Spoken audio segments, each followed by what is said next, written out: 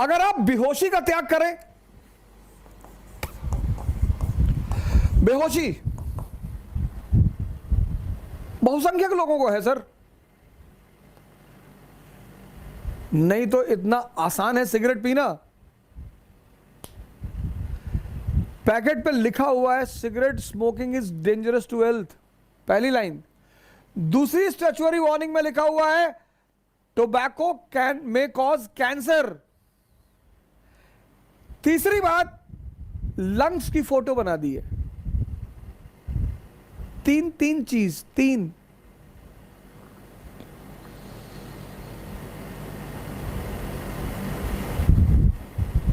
कोई विटामिन नहीं, कोई यूजफुल चीज नहीं।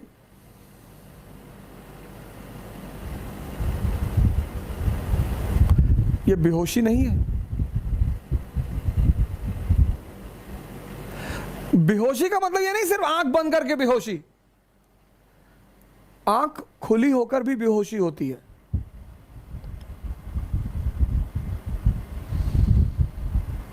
वो बड़ी अजीब सी बेहोशी है। 98% को एहसास ही नहीं होता कि वो बेहोश है। बेहोशी का त्याग और होश की उपलब्धि होगी। लेकिन एक त्याग के साथ यही सिर्फ त्याग नहीं, तपस्या भी। बैठना पड़ेगा सर, सांसों को देखना पड़ेगा। आप सिगरेट लीजिए, ऐसा कसम मत खाइए कि अब मैं सिगरेट की दुकान की तरफ देखूंगा नहीं, अब मैं सिगरेट की दुकान की तरफ जाऊंगा नहीं। ना ना ना ना ना ना, ना ऐसे नहीं। मंदिर में गए, कसम खा लिया कि आज से शंकर जी की भोलेनाथ के सर पे हाथ रखे कसम खा रहे हैं जो एक सिगरेट पी ले, ये सबसे कुछ ना होगा। सिगरेट रख लीजिए बगल में, और जैसे ही तलब, इच्छा तो होती नहीं, तलब, सांसों पे आइए, तुरंत सांसों पे आइए और डीप सांस अंदर ले आइए।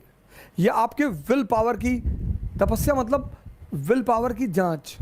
तो वो जो तलब अंदर उठ रही है वो उतने समय में परिवर्तित होगी सर, बदलेगी।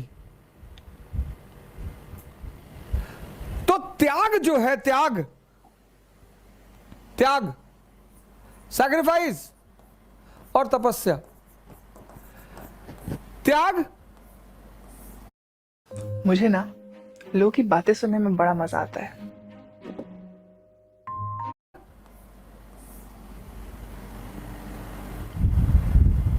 किसका? मैंने कहा स्वाद का।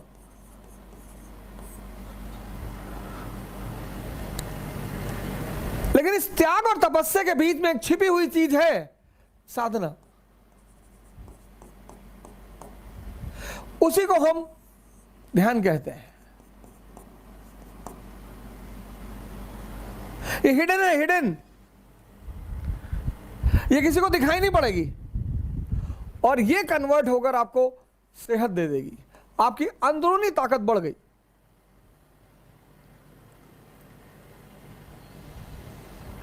आपकी अंदरूनी ताकत बढ़ गई। बेहोशी का त्याग, भागना नहीं है, आपका होश बढ़ गया।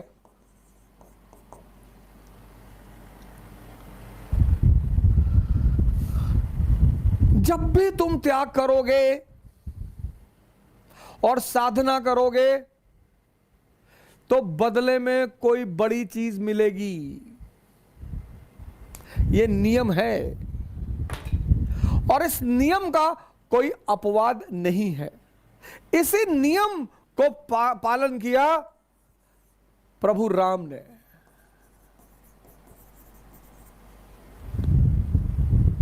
किया, तो त्याग किया। किसका? राजगद्दी का। लेकिन ऐसा नहीं त्याग करके चले गए कि अब कभी नहीं आएंगे, हम राजा नहीं बैठेंगे, कभी गद्दी पर नहीं बैठेंगे। ना ना ना ना, त्याग किया, 14 साल के लिए चले गए, साधना की। प्रभु राम की जो राजगद्दी का त्याग है, थ्रोन और भगवान के बीच ये है साधना और ध्यान।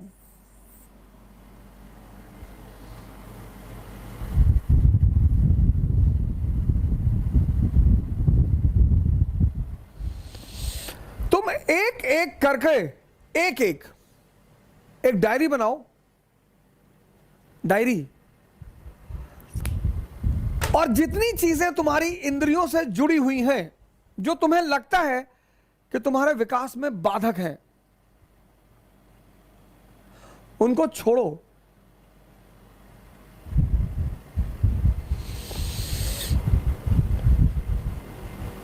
एक एक चीज किसके द्वारा छोड़ो? इसके द्वारा। जबरदस्ती मत छोड़ो, जबरदस्ती मत छोड़ो। जबरदस्ती छोड़ोगे तुम्हें कुछ भी फायदा नहीं होगा, कुछ भी नहीं मिलेगा, क्योंकि आंतरिक रूप से कोई परिवर्तन होगा ही नहीं।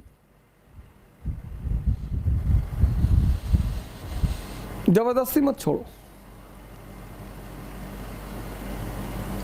एक एक करके इंद्रियों से संबंधित, व्यसनों से संबंधित एक एक करके टारगेट बनाओ और त्याग करो।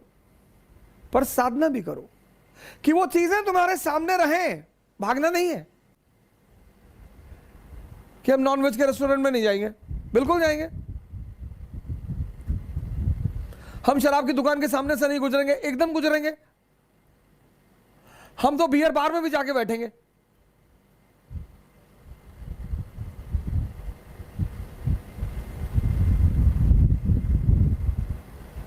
त्याग करो और साधना बढ़ा दो, ध्यान बढ़ा दो, जागरण बढ़ा दो। बस वो जो तुम्हारी चीज है वो कन्वर्ट हो जाएगी, पुरानी छूट जाएगी, एक नई उससे अच्छी मिल जाएगी।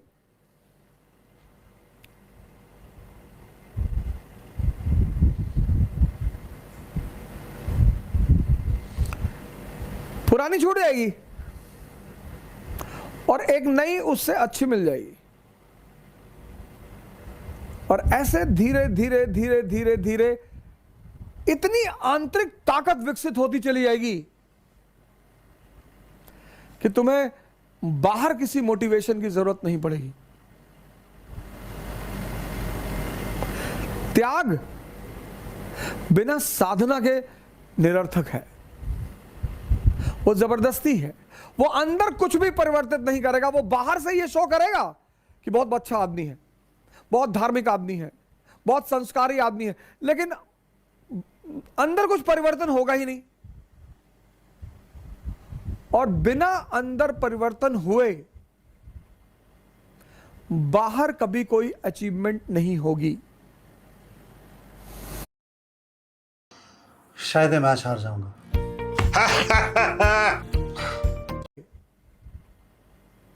बाहर कभी कोई अचीवमेंट नहीं होगी।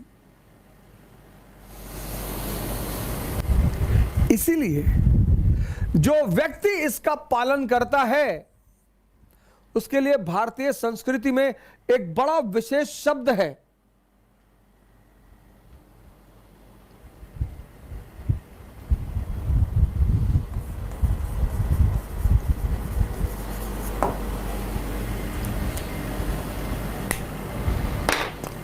महावीर।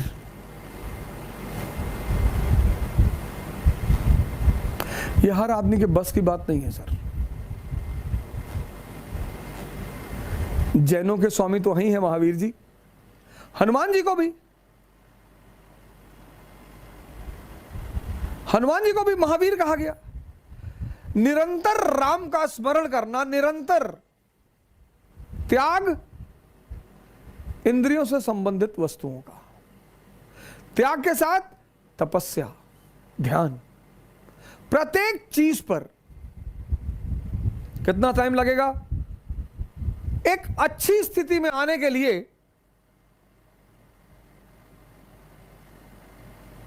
एक बहुत अच्छी स्थिति में आने के लिए कम से कम 6 महीने लगेंगे। इसलिए परिवर्तन की जो सबसे बड़ी इंपॉर्टेंट चीज है, वो है धैर्य। मोटिवेशन नहीं, नो मोटिवेशन। बदलो, सेल्फ ट्रांसफॉर्मेशन करो, तपस्या करो, त्याग करो। त्याग किसका? अपनी वृत्तियों का।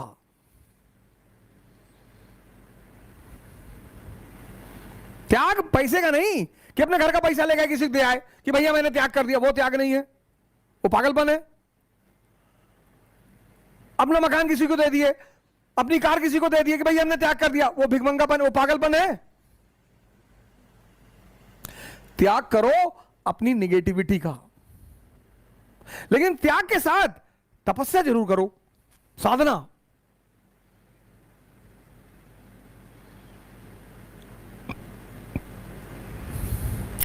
वहां आपका आदर्श कौन? राम। साधना में आपका आदर्श कौन? भगवान शंकर। तो अचीवमेंट किसकी? कृष्ण जैसी। पूरी दुनिया आपकी। भले आप ग्वाले के घर में पाले गए हैं तो क्या फर्क पड़ता है, लेकिन राम और शिव के गुण अगर आपके अंदर आ गए, राम का कौन सा? त्याग और तपस्या। शिव का कौन सा? सन्यासी। कौन है भगवान? अब जिस पैदा हम सब हुए इंद्रियों पे, सेंसेस पे, हमारा 20 साल तक सामना रहा सेंसेस से, और 20 साल तक जिसके साथ रहेंगे ना सर, तो उससे मोह बढ़ जाएगा, अनुराग बढ़ जाएगा सर, उसको छोड़ना बहुत मुश्किल हो जाएगा सर। तो जिन्होंने भी सेंसेस को छोड़ दिया और कॉन्शियस पे जीने लगे, हमने उन्हें भगवान मान लिया कि बहुत बड़ा काम कर डाला यार। जिन्होंने भी इस देश में, जिन्होंने भी सेंसेस का त्याग करके, मतलब छोटी चीज को छोड़कर, इसीलिए इस देश की परंपरा में त्याग शब्द का बड़ा महत्व है। लेकिन त्याग मतलब यह नहीं भिखमंगे हो जाओ, अपना घर दान कर दिए, अपनी गाड़ी दान कर दी, अपना सारा पैसा दान कर दिया, भीख मांगने लगे, वो मूर्खता है। मैंने कल आपसे कहा था ना कि बहादुरी में और पागलपन में थिन लाइन डिफरेंस है। कुछ वर्ड हैं दुनिया में, इसका त्याग, इसका। राम ने राज्य का त्याग किया, अरे बहुत बड़ा त्याग कर दिया, कोई बड़ा त्याग नहीं किया, क्योंकि जब वो लौटे तो भगवान बन के लौटे। जब भी आप किसी छोटे चीज का त्याग करेंगे और उससे बड़ी चीज की उपलब्धि होगी, तो आप स्वाभाविक तौर पे महान बनेंगे।